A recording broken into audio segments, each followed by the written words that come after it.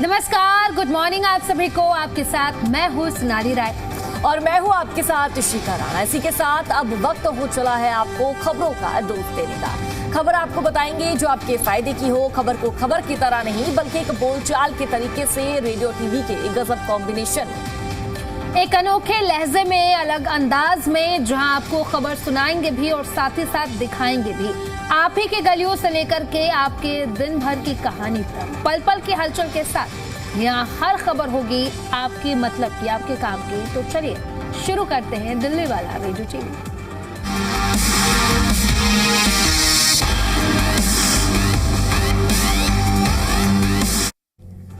और चलिए सोनाली, अब सबसे पहले बात करेंगे जो हमारे दर्शक हमारा प्रोग्राम देख रहे हैं उनकी फेवरेट खबर यानी कि मौसम से जुड़े अपडेट की।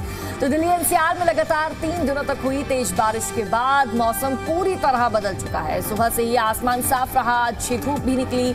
मौसम विभाग के अनुसार अब 16 जुलाई तक राजधानी में मौसम मुख्य रूप से शुष्क और गर्म रहने की संभावना है। यानी कि सोनाली, जो अभी लोगों ने बारिश के और ठंडक के मजे लिए वो मजे खत्म हो चुके हैं। आपको फिर से वही गर्मी का सामना करना पड़ेगा, चिलचिलाती धूप का, गर्मी का। और इस दौरान देखिए तापमान में हल्की बढ़ोतरी जरूर होगी, लेकिन अधिकतम तापमान 40 डिग्री सेल्सियस से नीचे ही रहने वाला है। यदि कहीं बारिश होती भी है तो वह बहुत ही हल्की होगी, यानी कि अभी आई और 2 मिनट बाद ओझल हो गई। कुछ इलाकों तक सीमित रहने की संभावना है और कुछ इलाकों में तो बारिश ही नहीं होगी। आगे के अपडेट रहने वाले मौसम को सुना लीजिए। तो देखिए, हाल ही में हुई बारिश ने दिल्ली में इस सीजन का नया रिकॉर्ड बना दिया है। 2 दिनों में ही राजधानी में 100 मिलीमीटर से अधिक बारिश दर्ज की गई और वहीं 1 से 10 जुलाई के बीच सामान्य तौर पर 52.6 मिलीमीटर बारिश होती है, लेकिन इस बार इसी अवधि में 132.2 मिलीमीटर बारिश हो चुकी है। यानी कि इस बार सामान्य से लगभग 151% अधिक वर्षा दर्ज की गई है। अब देखिए, बारिश हुई, बारिश के बाद लोगों को गर्मी से राहत मिली, लोगों ने खूब एंजॉय किया, लेकिन अब बारी एक बार फिर गर्मी की। अब फिर से तापमान बढ़ेगा, लेकिन राहत के बाद मुझे लगता है इशिका ये है कि तापमान 40 डिग्री के पार नहीं जाएगा। यानी कि कहीं ना कहीं लोगों को थोड़ा बहुत तो राहत जरूर रहेगी। मतलब सुनाली, आपको चाय पकौड़े के लिए वेट करना पड़ेगा। बिल्कुल, मुझे लगता है अब देखना होगा कि दूसरी बार अब बारिश कब शुरू होती है, बारिश का दौर कब शुरू होता है और लोगों को फिर से गर्मी से कब राहत मिलती है और चाय पकौड़ों का मजा लोग फिर से कब ले पाते हैं। बिल्कुल, आगे बढ़ते हैं। देखिए, मौसम वैज्ञानिकों ने बताया है कि मानसून ट्रफ फिलहाल हिमालय की तलहटी की ओर खिसक चुका है और इसी वजह से दिल्ली और आसपास के क्षेत्रों में बारिश की जो गतिविधियां हैं वो कम हो चली है। अगले कुछ दिनों तक भारी बारिश की संभावना नहीं है। हालांकि स्थानीय मौसम प्रणाली बनने पर कहीं कहीं हल्की फुहारें पड़ सकती है। उन्होंने यह भी बताया कि 16 जुलाई के बाद मौसम में फिर बदलाव देखने को मिलेगा। यानी कि देखिए सोनाली, 16 जुलाई तक तो बारिश के कोई चांस नहीं है, लेकिन 16 जुलाई के बाद बारिश हो सकती है। लेकिन फिलहाल अगर मैं सोनाली बारिश की बात करूं, गर्मी से राहत तो देती है लोगों को, लेकिन जल भराव, जल जवाब जो हो जाता है ना, जो हादसे बढ़ रहे हैं। दिल्ली में इतने एक्सीडेंट हो चुके हैं, पेड़ गिर रहे हैं और अभी हाल फिलहाल नोएडा का ही मामला है जब पेड़ गिरा और एक व्यक्ति की मौत हो गई। कोई व्यक्ति गड्ढे में गिर रहा है, कोई नाले में गिर रहा है और वो बाहर नहीं निकल पा रहा। तो कुछ दिन तक बारिश ना ही हो तो बेटर है, ऐसे में पानी भी सूख जाएगा और ऐसे जो हादसे हैं वो भी घटित नहीं होंगे। तो देखिए, अगर कम दबाव का क्षेत्र दोबारा दक्षिण की ओर सक्रिय होता है तो दिल्ली एनसीआर में एक बार फिर बारिश की संभावना बढ़ जाएगी। अब ऐसे में महीने के दूसरे पखवाड़े में मॉनसून दोबारा सक्रिय हो सकता है। फिलहाल राजस्थान की बात कर ले, मध्य पाकिस्तान की बात कर ले तो उस तरफ जो है आने वाली शुष्क पश्चिमी हवाओं के कारण दिल्ली का मौसम अभी तो साफ हो गया है और इन हवाओं की वजह से बादल छट गए हैं और धूप निकलने से दिन के तापमान में बढ़ोतरी जरूर दर्ज की जाएगी। हालांकि तापमान अभी भी सामान्य से कम बना हुआ है। शुक्रवार को राजधानी का अधिकतम तापमान 33.3 डिग्री सेल्सियस और न्यूनतम तापमान की बात करें तो ये 25.8 डिग्री सेल्सियस दर्ज किया गया है, जो सामान्य से थोड़ा कम है।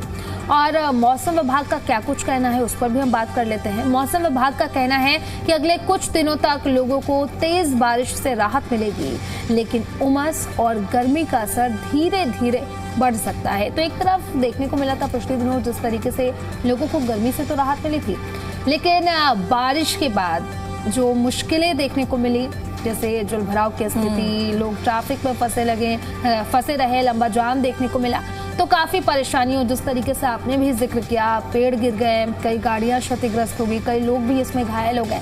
तो मुझे लगता है कि अब देखने वाली बात होगी कि प्रशासन की तरफ से आगे इसको लेकर के क्या कुछ तैयारी की जाएगी, क्योंकि जब 2 दिन पहले जब बारिश हमें देखने को मिली तो जिस तरीके से जलभराव हुआ, लोगों की परेशानी हुई, सरकार की तरफ से दावे किए गए थे, प्रशासन की तरफ से दावे किए गए थे कि हमारी तरफ से तैयारी की गई है। अब देखने वाली बात होगी कि अभी आने वाले 2-3 दिनों में बारिश तो नहीं है, तो अब प्रशासन की तरफ से क्या तैयारी की जाती है, और फिर बारिश होती है तो क्या इस बार जलभराव की स्थिति देखने को मिलती है या फिर लोगों को कुछ राहत मिलेगी? बिल्कुल सोनाली, लेकिन एक खास बात ये रही कि दिल्ली की मिंटो रोड, आईटी रोड वाली आईटी की जो जगह, आईटी रोड की आईटीओ के पास की जो जगह है, वहाँ पर पानी अक्सर भरा करता था, लेकिन इस बार पानी नहीं भरा। एक राहत की बात है, क्योंकि वहां पर जो पानी भरता था, जो ट्रैफिक लगता था, जो समस्याएं होती थी, उनसे लोगों को निजात मिल चुका है। लेकिन ये सोनाली बारिश तो आई, उमस भरी गर्मी से राहत भी मिली, ठंडक भी लेकर आई, लेकिन जगह जगह ऐसी तस्वीरें सामने आई है। दिल्ली की अगर हम बात करें, दिल्ली में तो पानी भरा, लोगों की मौत भी हुई है, बहुत बड़े बड़े हादसे हुए हैं। लेकिन बात अगर हम महाराष्ट्र की साइड की कर ले, गुजरात साइड की कर ले, सोनाली इतना ज्यादा पानी भरा रहा, मतलब आधे लोगों के घर डूब गए, बाहर तक नहीं निकल पा रहे थे, जगह जगह ट्रैफिक था, जो सड़कें थी दरिया बन चुकी थी, पानी से खचाखच थी। मतलब बारिश हो अच्छी बात है, लेकिन इस कदर बारिश होना भी अच्छी बात नहीं है। हालांकि अब देखना होगा आगे जो दिन आ रहे हैं, आगे जो दिन आएंगे, प्रशासन की तरफ से क्या तैयारियां होगी और बारिश से निपटने के लिए प्रशासन किस तरह से तैयार बैठा है। फिलहाल सोनाली आगे बढ़ते हैं, आगे की क्या अपडेट है दर्शकों को दीजिए। बिल्कुल, अब आगे बढ़ते हैं और ट्रैफिक को लेकर के, अब जिस तरीके से अगर आप दिल्ली में हैं और इशिका आप तो दिल्ली की हैं, तो एक बार अगर आप ट्रैफिक में फंस गए, जहां आप आधे घंटे में पहुंचना चाहते हैं, वहां पर मुझे लगता है 1 घंटे से ज्यादा हो जाता होगा।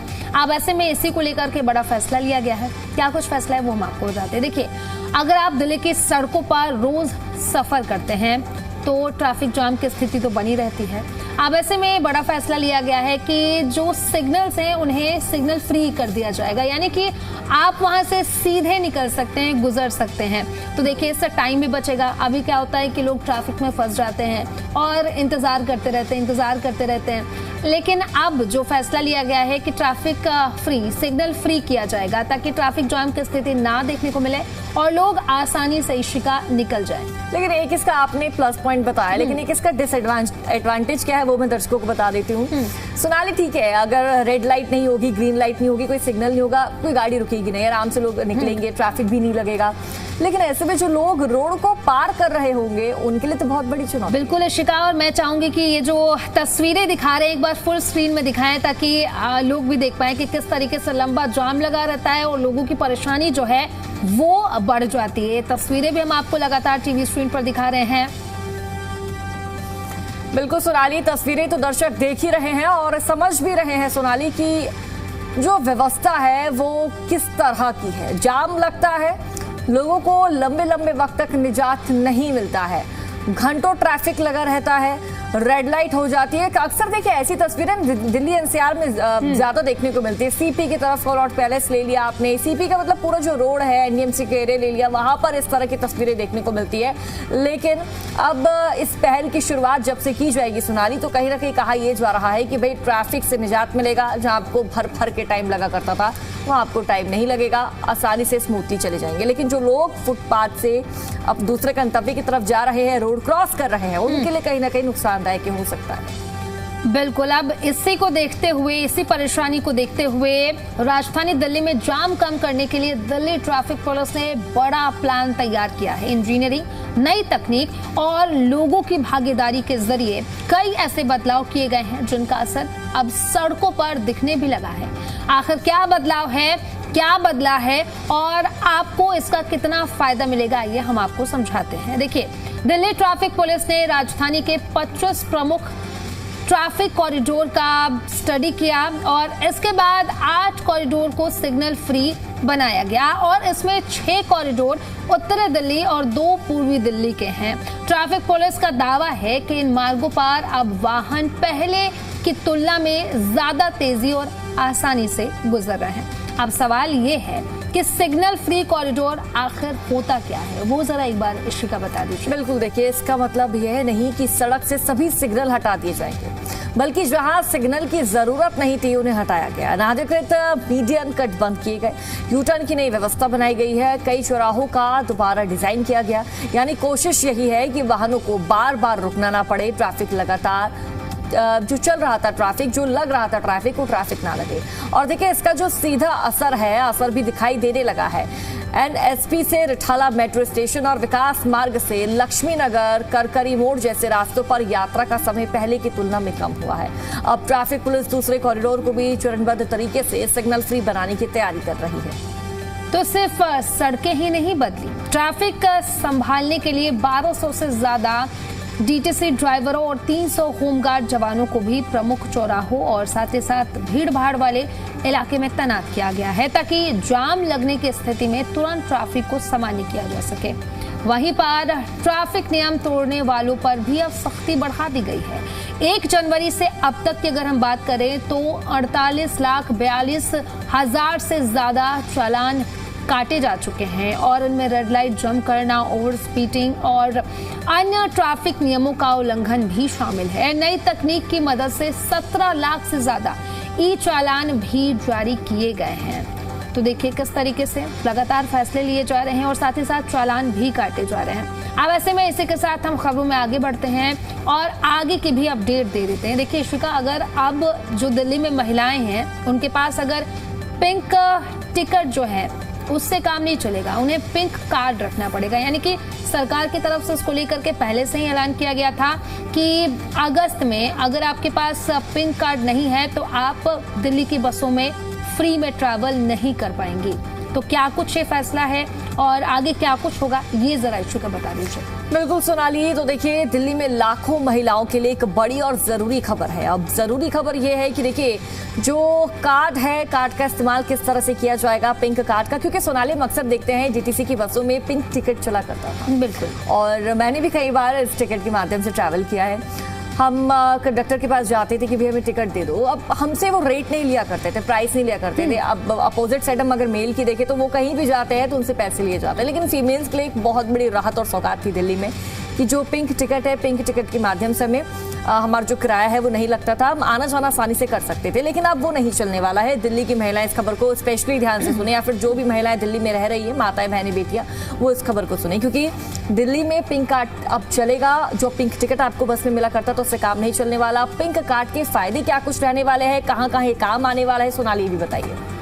बिल्कुल, अब देखिए पहले जो लोग, जैसे कि इशिका ने भी जिक्र किया कि पिंक कार्ड टिकट लेते थे, लेकिन इससे देखने को मिलता था कि कागजों की भी वेस्टेज बहुत ज्यादा देखने को मिलते थे। अब ऐसे में दिल्ली सरकार की तरफ से बड़ा फैसला लिया गया है और ये फैसला जो है 2-3 महीने पहले ही लिया गया है और पहले से ही महिलाओं के लिए ये ऐलान किया गया था कि देखिए अगर आपको टिकट, आप ट्रैवल करना चाहती हैं डीटीसी बसों में तो आप टिकट नहीं चलेगा, बल्कि आप कार्ड बनवाइए और कार्ड बनवा करके आप इसमें सफर कर सकते हैं, क्योंकि 1 अगस्त 2026 से सरकार मुफ्त बस यात्रा के नियमों में ये बहुत बड़ा बदलाव करने वाली है। अब ऐसे में सवाल ये उठ रहा है कि आखिर ये बदलाव कैसे है, आप कहाँ जा करके कार्ड बना सकती हैं, सब कुछ मैं आपको बताती हूँ। देखिए दिल्ली सरकार ने फैसला किया है कि 1 अगस्त से सिर्फ वही महिलाएं मुफ्त बस यात्रा का लाभ उठा सकेंगी जिनके पास वैध पिंक सहेली स्मार्ट कार्ड होगा।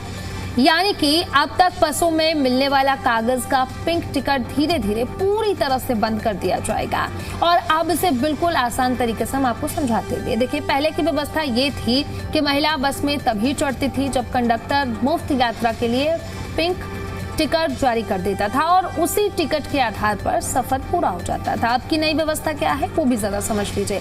महिला यात्री को बस में चढ़ते ही अपना पिंक सहेली स्मार्ट कार्ड इलेक्ट्रॉनिक मशीन पर टैप करना होगा। यानी कि वो वही सिस्टम हो गया जैसे हम मेट्रो में जाते हैं, एंटर करते हैं, वही सिस्टम है। अगर कार्ड वैध होगा तो सिस्टम में यात्रा दर्ज हो जाएगी और सफर पहले की तरह मुफ्त रहेगा। लेकिन अगर 1 अगस्त के बाद किसी महिला के पास पिंक सहेली स्मार्ट कार्ड नहीं होगा तो उसे मुफ्त पिंक टिकट नहीं मिलेगा। ऐसी स्थिति में उसे डीटीसी या फिर क्लस्टर बस में यात्रा करने के लिए सामान्य यात्रियों की तरह टिकट खरीदकर पूरा किराया देना होगा।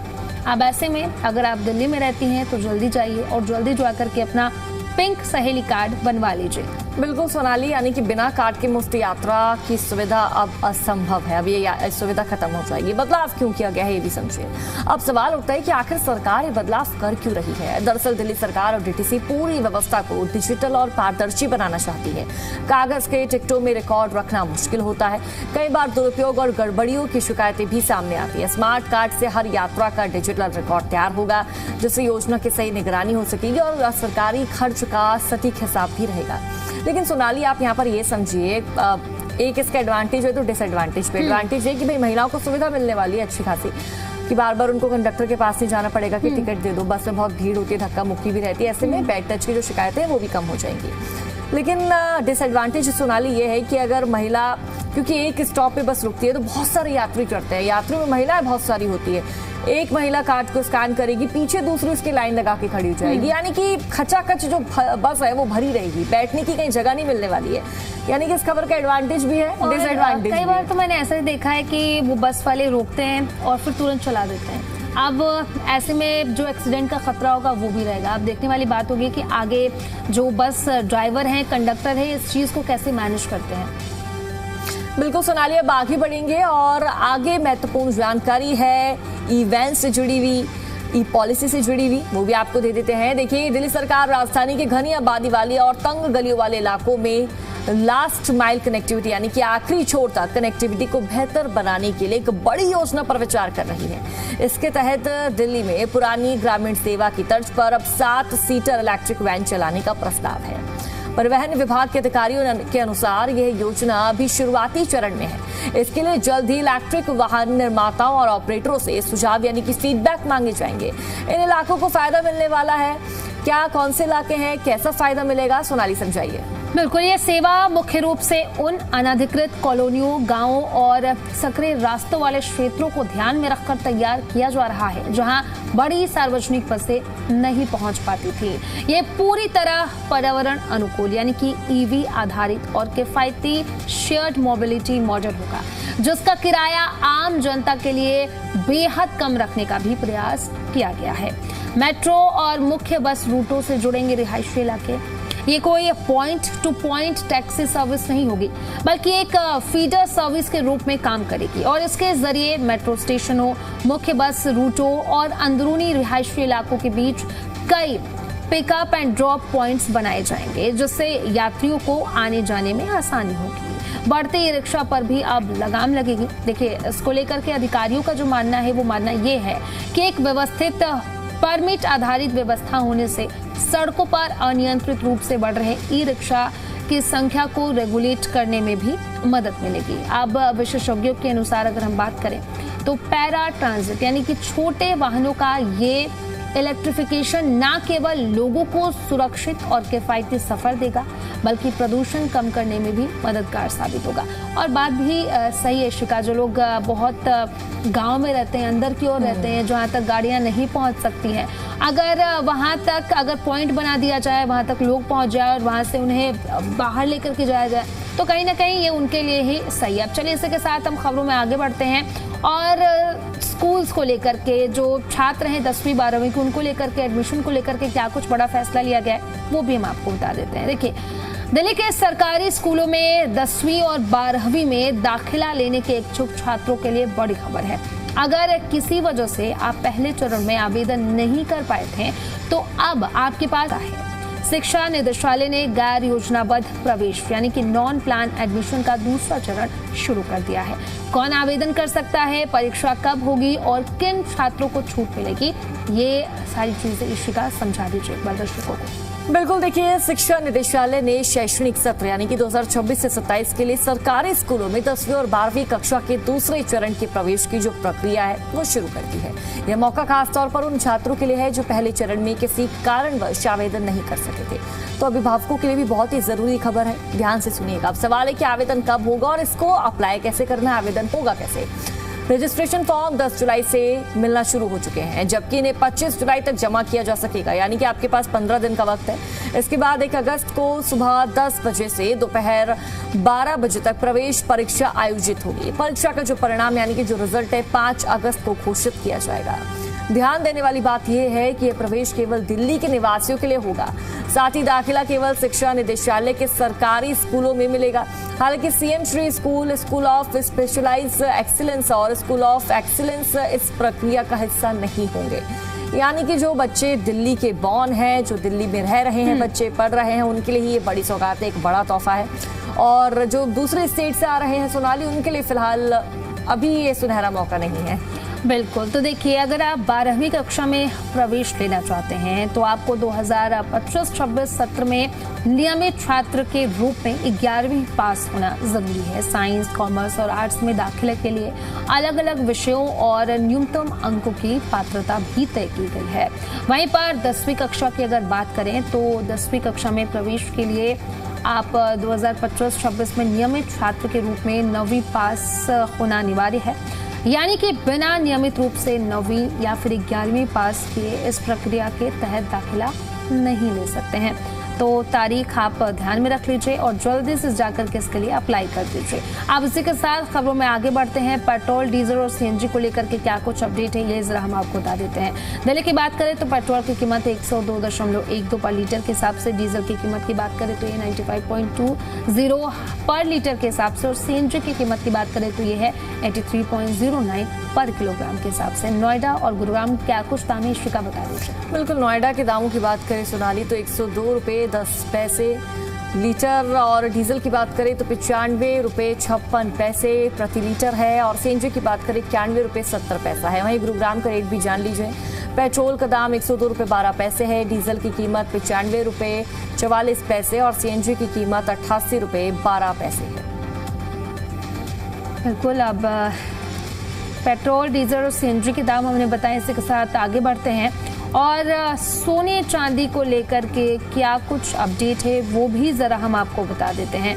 अगर सोने की कीमत की बात करें तो ये है 1,44,950 रुपए पर 10 ग्राम के हिसाब से 24 कैरेट सोने के दाम हम आपको बता रहे हैं।